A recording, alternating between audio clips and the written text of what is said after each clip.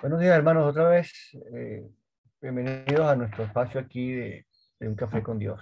Que estaba diciéndoles hace un rato que vamos a cumplir los 2 años y es interesante porque es una sala que se mantiene. Ahorita cuando que todo el mundo está ya en lo suyo, trabajando, saliendo, funcionando. Nosotros todavía tenemos aquí un promedio sobre los 50 personas o 50 dispositivos cada mañana. En este momento veo una, dos, tres, cuatro ventanas. Y en las cuatro personas hay dos, tres, seis personas, mínimo. ¿Ok? Entonces, quién sabe cuántas personas somos cada día mientras nos reunimos. Mire, corresponde al capítulo 4 de Primera de Timoteo. Dice así. Ahora bien, el Espíritu Santo, desde el versículo 1, perdón. Ahora bien, el Espíritu Santo nos dice claramente que en los últimos tiempos algunos se apartarán de la fe verdadera. Seguirán espíritus engañosos y enseñanzas que provienen de demonios. Estas personas son hipócritas y mentirosas, tienen muerta la conciencia. Dirán que está mal casarse y que está mal comer determinados alimentos. Pero ahora Dios creó esos alimentos, pero dice, pero Dios creó esos alimentos para que los coman con gratitud las personas fieles que conocen la verdad, ya que todo lo que Dios creó es bueno. No deberíamos rechazar nada, sino recibirlo con gratitud, pues sabemos que se hace aceptable por la palabra de Dios y la oración. Eso está en la nueva traducción viviente. Ahora bien, cuando nosotros leemos las epístolas, apenas tenemos 15 minutos para tratar de transmitir una idea. Y los que más o menos leemos la Biblia, tenemos la tentación de hacer una exégesis del libro, cosa que por el tiempo no da, ¿no? Pero ya los capítulos que hemos leído hasta el momento, el 1, 2 y 3, desde el uno cuando dice que Pablo le ruega a Timoteo que se quede en Éfeso para que corrija algunas cosas allí, para tapar la boca a los que son falsos maestros, los que no conocen, los que no entienden la ley, que la ley está hecha para los que la trajeron justamente. Luego que hay que orar por las que están en autoridad, en eminencia, que levantar manos santas sin ira ni contienda, las mujeres de aprender con modestia, con pudor, y luego las características de los que son los líderes. Para llegar a este capítulo 4, pero me llama la atención varias cosas aquí que quiero mencionar. En el capítulo 1, Pablo dice que el objetivo es un amor nacido de un corazón limpio, de una limpia conciencia y de una fe sincera. Eso está en el capítulo 1. Y como el apóstol Pablo dice, bueno, hay que tener misericordia porque hemos recibido misericordia. En el capítulo 2 me parece interesante que manda o pide que oremos por los que están en autoridad, en eminencia. Imagínate si eso es con la gente que uno pues no conoce, ¿qué será con lo de uno, con lo que uno sí conoce, con la familia, con los hermanos, con la iglesia? Y la razón por la que Pablo pide orar por ellos es para que tengamos paz. De eso se trata, que tengamos paz, que todos procedamos a la salvación, que mantengamos la salvación, todo eso. Y oramos, a veces por gente que uno duda, gente que uno no conoce, gente que uno está, más bien todo lo contrario. En lugar de acercar, hay muchas cosas más bien que se separan ahí, ¿no? Pero orar, orar. Si uno está orando por un gobernante que no conoce, por una gente que no conoce, ¿qué será por lo que uno conoce, no? Y luego en el capítulo 3, en los requisitos que hay para los obispos y para los diáconos, ofrece un modelo de cómo debe ser la gente en la iglesia. Algunos, al leer esas características esos atributos, esas cualidades de estos hombres, dicen, no, pero eso es para los que quieren ser líderes. Y sí, pero también es para todo el mundo. O sea que yo todavía necesito ser irreprensible, todavía tengo que ser un hombre fiel a mi esposa, todavía tengo que buscar ser apto para enseñar, todavía no debo ser dado a la bebida, ni ser un peleonero, nada de eso. Que eso. Y Pablo le dice a Timoteo, que fue con el que creo que termina el capítulo 3, y que dice, bueno, estas cosas te escribo porque yo voy a ir a verte, pero mientras voy, por citarlo, sepas cómo debe conducirse uno en la casa de Dios, que es la iglesia. Esos requisitos del capítulo 3, esas cualidades del capítulo 3, eh, representan acciones, representan lo que uno hace. Esto no es simplemente teoría. O sea, el ser irreprensible, el no ser peleonero y todo eso, es algo que tú eres, es algo que tú haces. Y lo que tú haces, pues te presenta frente a la gente. Aquí dice en el capítulo 4 que vendrán personas que negarán la fe, apostatarán de la fe, la negarán. O sea, su manera de vivir es como si no tuvieran fe, ¿sí? Porque están entregados a ciertos espíritus desengañadores, doctrinas demoníacas, que son seducidos por la mentira, por la hipocresía, dice ahí. Entonces, cuando están así, empiezan a desarrollar, a imponer ciertas conductas o ciertas reglas que la Biblia no dice. Este, lo que sí dice la Escritura es que hay que conocer la verdad, dice.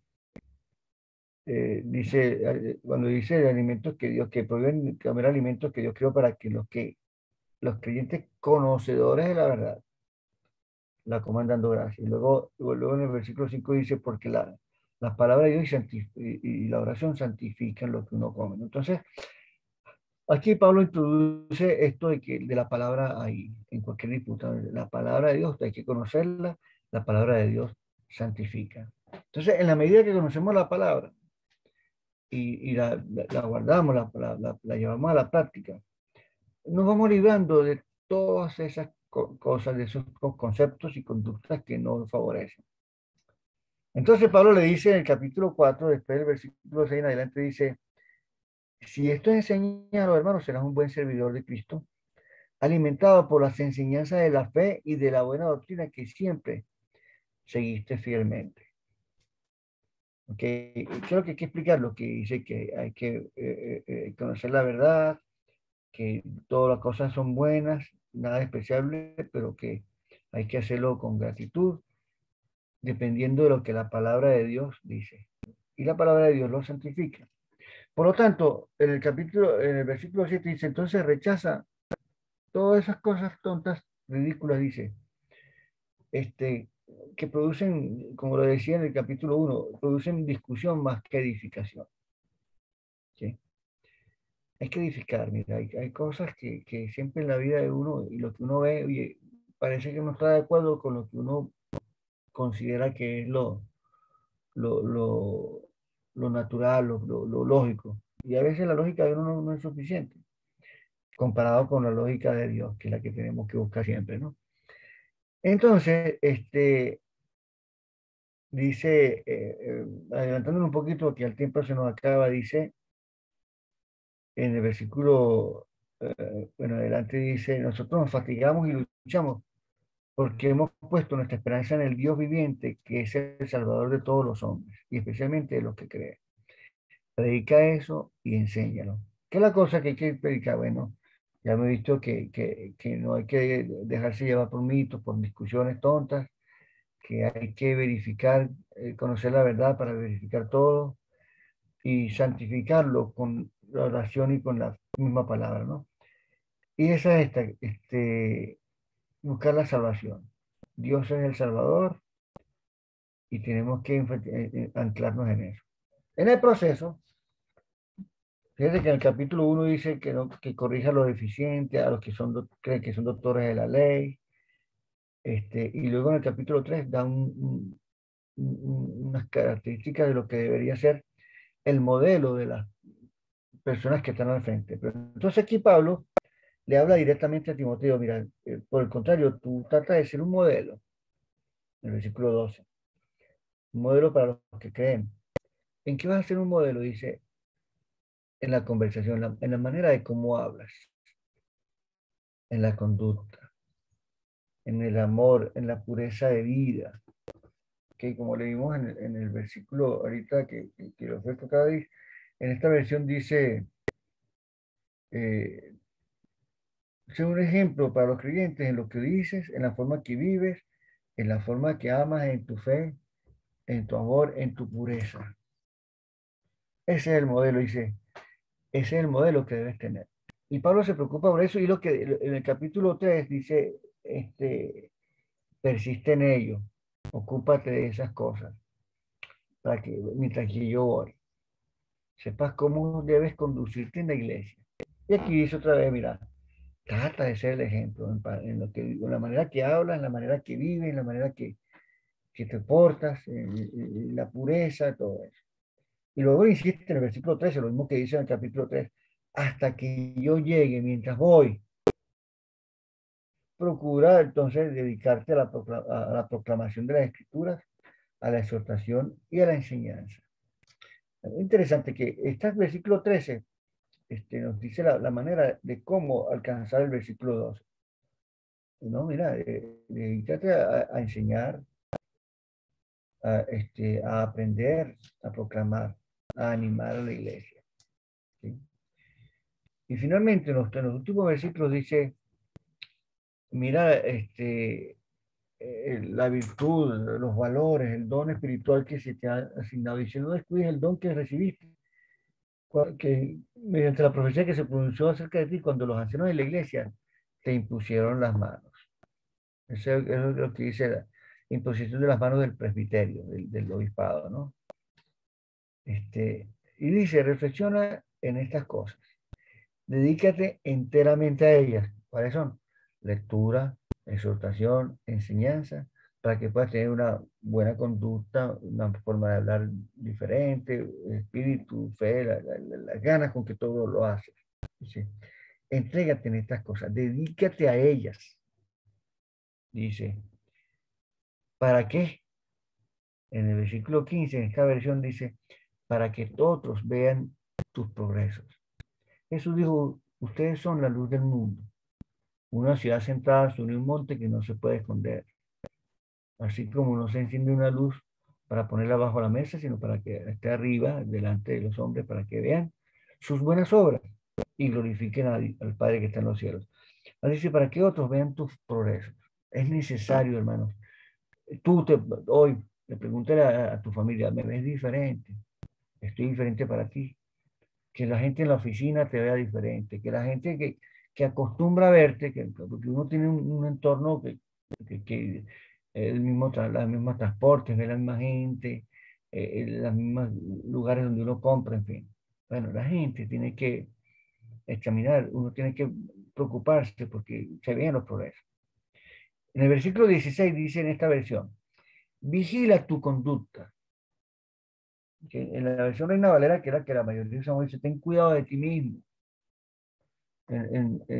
Dice, dice otra vez aquí, ten cuidado de ti mismo. La mayoría de las versiones, ten cuidado de ti mismo. Aquí dice, vigila tu conducta y tu doctrina.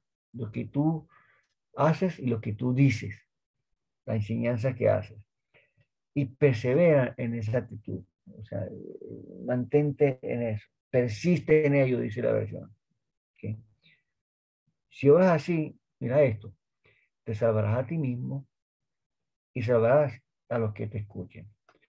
Entonces, fíjate, primero yo tengo que salvarme, pero mientras yo salvo a otros, mientras yo estoy preocupado con la salvación de otros, difícilmente me pierdo.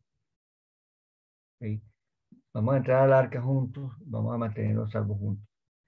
Si obras así, haciendo esto, te salvará a ti mismo y a todos los que te escuchen. Eso es la salvación de la gente. ¿Sí? Orando por ellos, santificando todo con la palabra de Dios, pero vigilándose uno, cuidándose uno. ¿Sí? No vigilando lo demás, cuídate tú. ¿Sí?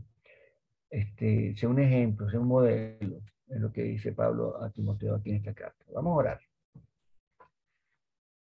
Padre, te damos gracias por este día.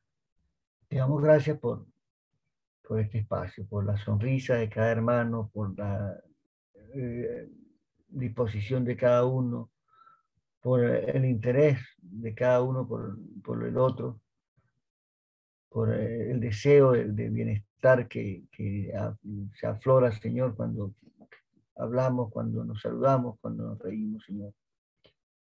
Y sobre todo por el deseo que cada uno refleja cuando con interés viene a esta sala para edificarse, para escuchar una meditación, Padre, que nos guía, que nos consuela, nos prepara para un día viviendo en tu presencia. Queremos, Padre, que nos ayudes a tener fuerza para que nuestra vida, nuestra forma de hablar, nuestra forma de conducirnos, sea un modelo a seguir para las tantas personas que nos ven. Sobre todo que al vigilar esa actitud, al tener esa conciencia, sobre todo tu nombre sea glorificado. Te lo rogamos, Padre, en el nombre de Jesús.